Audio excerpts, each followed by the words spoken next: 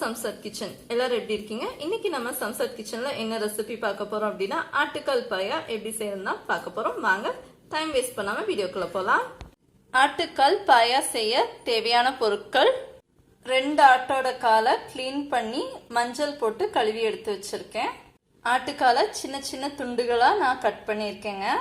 பெரிய வெங்காயம் 1 நறுக்கியது, தக்காளி பழமா 1 நறுக்கியது, பச்சை மிளகாய் 4, வெள்ளை பூண்டு 20 பல் இடித்தது, சின்ன வெங்காயம் 20 பல் இடித்தது, மல்லி இலைகள் 1 கொத்து, தாளிப்பதற்கு பட்டை 4 சிறிய துண்டுகள், கிராம்பு 4, ஏலக்காய் 2, கருவேப்பிலை இலைகள் 1 கொத்து, கசகசா 1/2 டீஸ்பூன், பெருஞ்சீரகம் 1/2 டீஸ்பூன், குருமிளகுத்தூள் 1/2 டீஸ்பூன், உப்புத்தூள் தேவைக்கேற்ப, தேங்காய் துருவியது 1 கப்.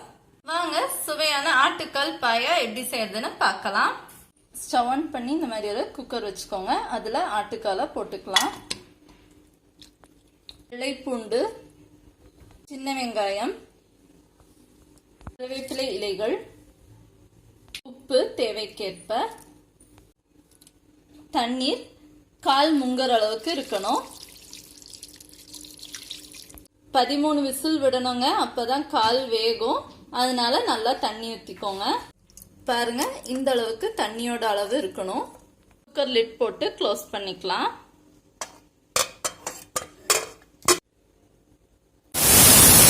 இந்த மாதிரி 13 விசில் வந்ததும் ஸ்டவ் ஆஃப் பண்ணிக்கோங்க. விசில் வந்துருச்சு, திறந்துக்கலாம்.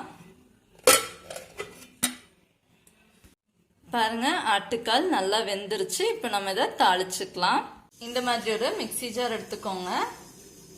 அதுல பச்சை மிளகாய், துருவிய தேங்காய், கசகசா, ஜீரகம், இப்போ இது எல்லாத்தையும் நல்லா அரைச்சு எடுத்துக்கோங்க.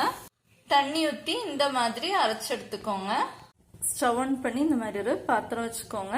அதுல பாத்திரம் சூடானதும் தேங்காய் எண்ணெய் ஊத்திக்கலாம்.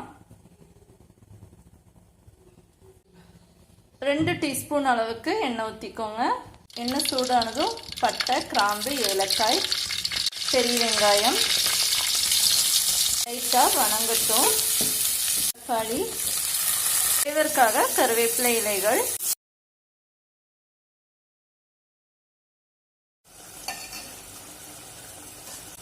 இந்த மாதிரி வேக வச்ச ஆட்டுக்காலை ஊத்திக்கோங்க. அதுக்கப்புறம் மல்லி இலைகள் போட்டுக்கலாம். அரைச்சு வச்ச தேங்காயும் இதுல சேர்த்துப்போம். குருமிளகுத்தூள் போட்டதுக்கு அப்புறமா இந்த மாதிரி கொதி வந்ததும் ஸ்டவ் ஆஃப் பண்ணிக்கலாம். ஆட்டுக்கால் பாயா ரெடி. சுட சுட சுவையான ஆட்டுக்கால் பாயா ரெடி. நீங்களும் இதை உங்க வீட்டுல ட்ரை பண்ணி பாருங்க. ஆட்டுக்கால் பாயா இடியாப்பத்தோட சப்பாத்தியோட எல்லாம் சாப்பிடும்போது ரொம்பவே சுவையா இருக்கும். ட்ரை பண்ணி பார்த்துட்டு எப்படி இருந்ததுன்னு கமெண்ட் செக்ஷன்ல மறக்காம போஸ்ட் பண்ணுங்க.